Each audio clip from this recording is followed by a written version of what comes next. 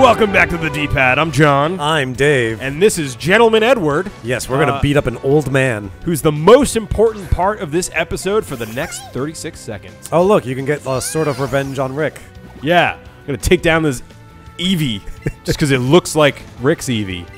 This is the strategy that I attempted. Ooh, I'm half down on my health. I should do a heal, actually. Oh, man, I got to pay attention. So I'm running all the recording and the audio stuff too. So I'm going to blame that. I'm going to say my attention is split because I'm making sure our shit works. So if anyone dies, I'm going to blame that. Super annoying and frustrating. You got 3 Poké Balls. Gentleman Edward. You're not a gentleman at all. You called me super annoying and frustrating. That's kind of a dick thing to say. I know I want Pidgeotto and Psyduck. Yeah. Well, you already caught your one for the area, so I know. We should come up with like a different set of that was overkill. Different set of rules for something like a Nuzlocke, like different kinds of Pokemon challenges where like you can have only 6 Pokemon, but you can catch any Pokemon you see. So like I could catch all those guys, but I have to release everything I catch down to 6 every time. Like, that'd be an interesting concept, I think. It would be interesting to see how that would play out, but I feel like that one... Well, but then if someone dies, your maximum party size shrinks to 5. Ooh. That's an interesting one. That would be supremely punishing. I remember this. This guy's name is Ricky, and we were calling him, for whatever reason, Bitch Ricky. So, shit. This is Bitch Ricky. He's a classic. All right, so I'm quite far ahead of this guy, but he's ground, so I should probably switch. What do you think? What are your thoughts here? Ground. I think Plant is good on ground, so Drizzle could absolutely. Let's try it. Let's see. Give him a bad time. Sure, use Fire Blast. Well, he just runs off. Yeah, bye. Let's see ya. He's like, I'm not going back in that Pokemon Ball, you son of a bitch. I know what freedom tastes like. I can never go back. So how was your day today, Dave? Pretty good. So I had some tamales for breakfast. I fucking love tamales. Yeah. So the neighborhood that I live in, there has a lot of Oaxacan food and a lot of street vendors. Yeah, Koreatown is counterintuitively full of Mexicans. Is that right? Central Americans, more broadly speaking. But like, there's Central Americans, guys. Yeah. There's a large Central American population there. There's also a oh boy, I'm gonna be doing my neighborhood a disservice. A Burmese population too. Burmese. Yes. I don't hear about that. Yeah, like if you go up, I think it's up the streets. No, down the. If you count down the streets, right? So like the Central American neighborhood is on like 8th Street, and as you go north, the streets go down. 7th Street, 6th Street, etc. Okay. Around 3rd Street, there's like a decent population of I might be mixing up my countries here, but like a Burmese population, and there are a lot of those kinds of restaurants and everything. I've never actually been to that area yet. Okay. So I don't know that area too well, but yeah. But tamales. You had tamales. Tamales I do know. And oh my god, there is this lady who sells these wonderful tamales, 3 for $5 every single day. They are the best. I had a Salvadorian tamale and a green sauce tamale for breakfast this morning. Oh my god, what a way to start the day. Yeah. So, can you buy them in bulk? Can I just go there once a week and buy like 40 and then eat them the entire week? Probably. I don't know what the shelf life on tamales are.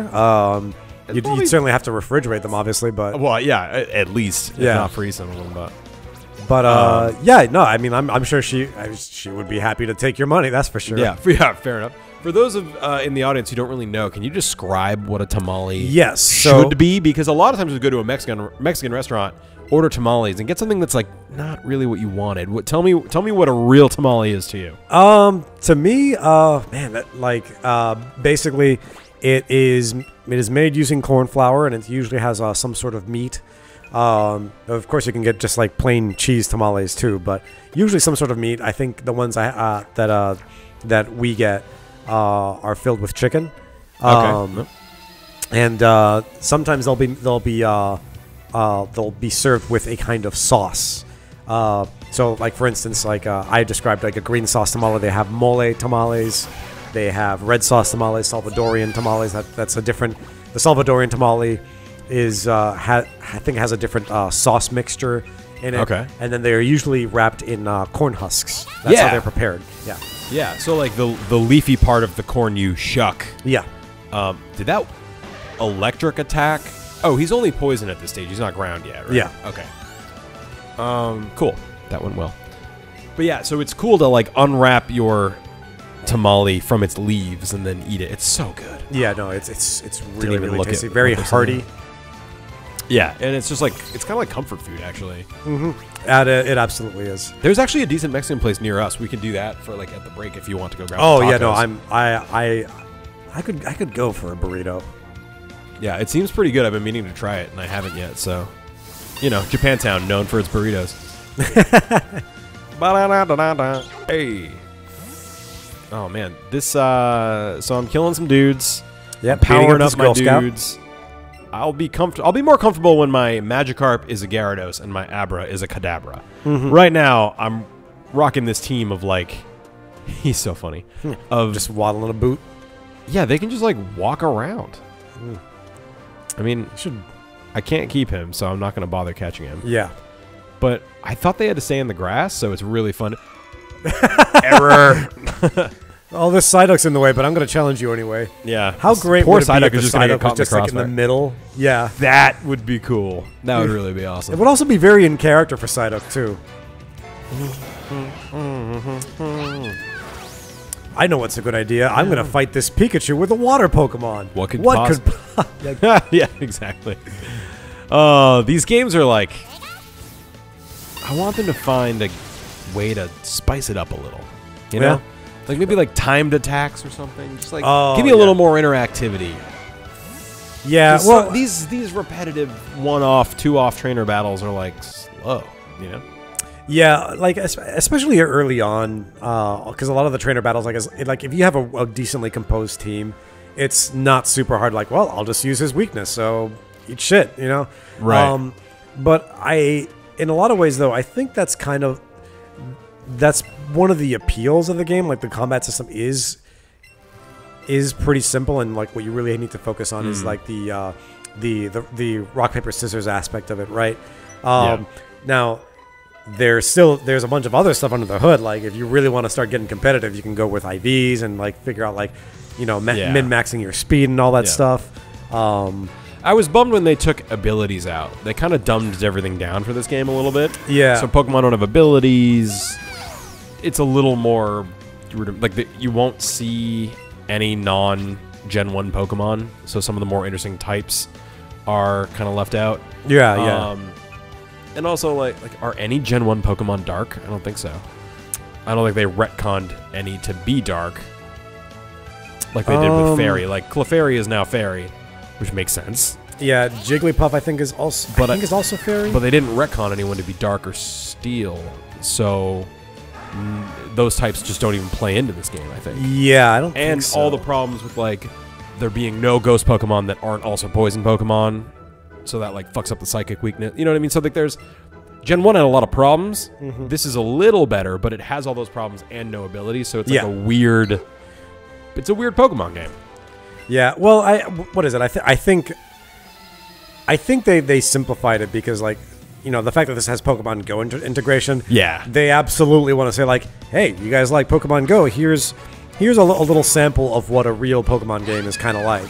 True. I think strategically it's probably the right choice. Yeah. You're right. Because like the trainer battles, they are otherwise identical to any main series like Pokemon game. Yeah. Obviously capturing Pokemon here is basically it's taken straight from Pokemon Go.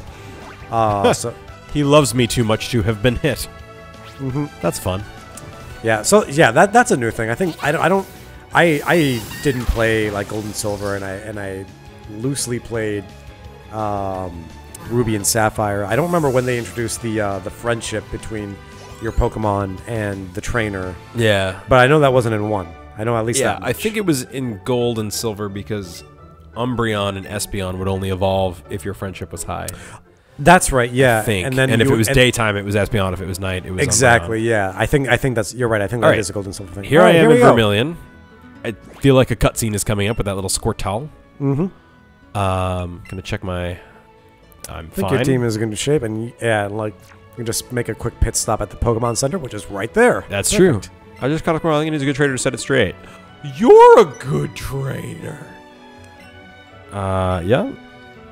He's a troublesome Squirtle. Yes, I will take care of him. Give me that guy. All right, and I'm gonna name him Loki because he's so mischievous. Mm-hmm. So Ever the trickster. That's an easy one. Also, Loki was a turtle in some regions. I mean, Loki can be whatever he wants to be. Yeah, that's true. Actually, he's a shapeshifter, so he literally could be. He could be any one of these Pokemon. So this is where it gets fucking difficult. All right. Well, yeah. What do you think? What do you think? So here's the thing. So Squirtle's going to be, I think, a pure water type all the way up to Blastoise. Yep. Magikarp is going to be water dragon, or is it flying dragon? He's actually? water flying. Water flying. Okay, so which is super weak to electric, but good otherwise. Right. So, but Blastoise is certainly a decent. I mean, like he's a starter Pokemon, so you can't really go wrong with a Blastoise.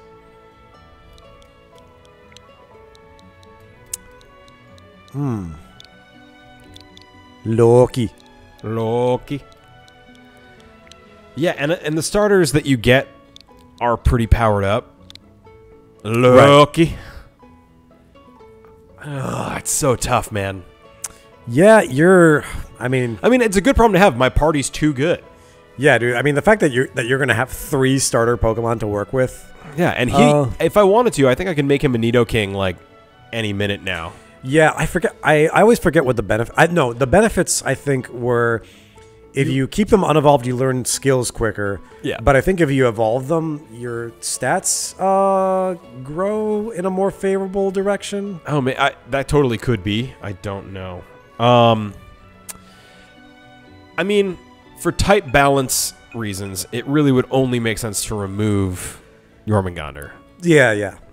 But having the trifecta is cool. I don't know. This is actually a tough one. At this point, I think what I would base it on is skills. Well, Magikarp will never attacks. win that fight. You know, I have to basically picture what he'll be in 6 levels because it's only 6 levels. Yeah. Like if I go through the SSN and the gym, he'll probably get to the point where he does evolve. So yeah, he evolves at level 20 and Blastoise doesn't come around until 32 or whatever. Yeah, exactly. So in some ways it would be advantageous to keep him. I really don't know. Yeah, I mean like either way, the thing is either way, like what level is that Squirtle? 16. 16? So he'll evolve into Wartortle any minute now. Yeah, so you'll at least have that, and that's not bad. Like he'll be in line with Did I make that up? Yeah, yeah, you're right. 16. Yeah. Yeah, he'll be in line with your Venusaur or your Ivysaur and your Charmeleon.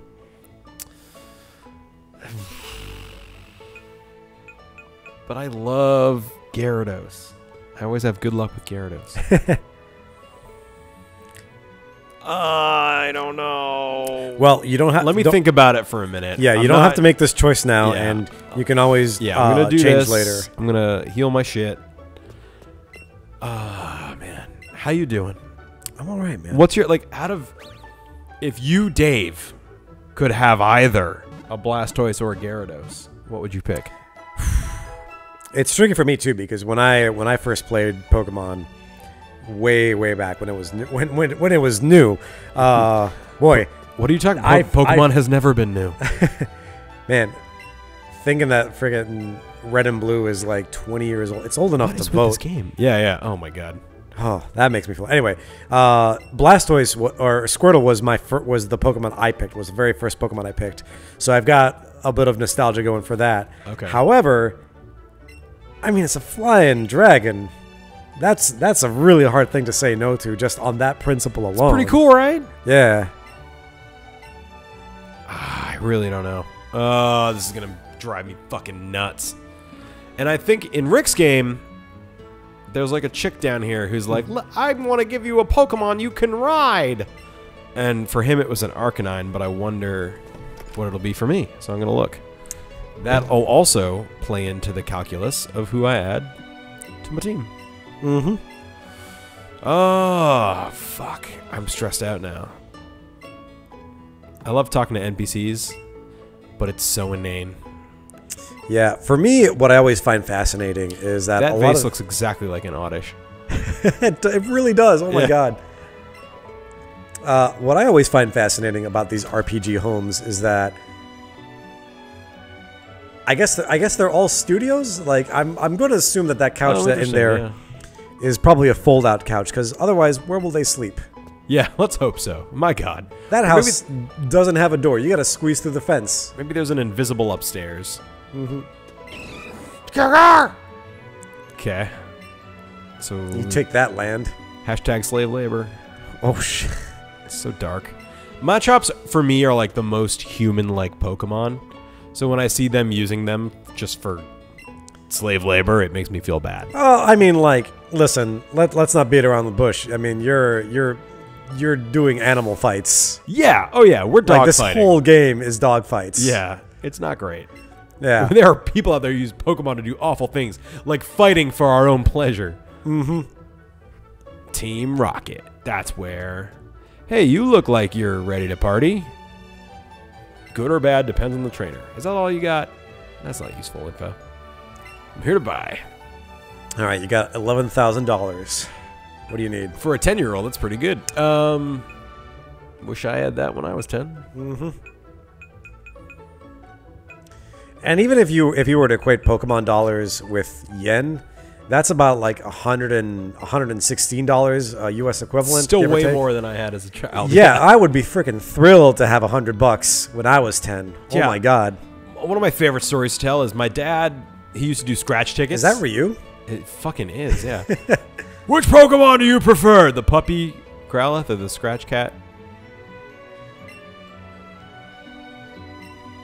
If you catch 5 Growlithe, I'll give you a great Pokemon you can ride on its back.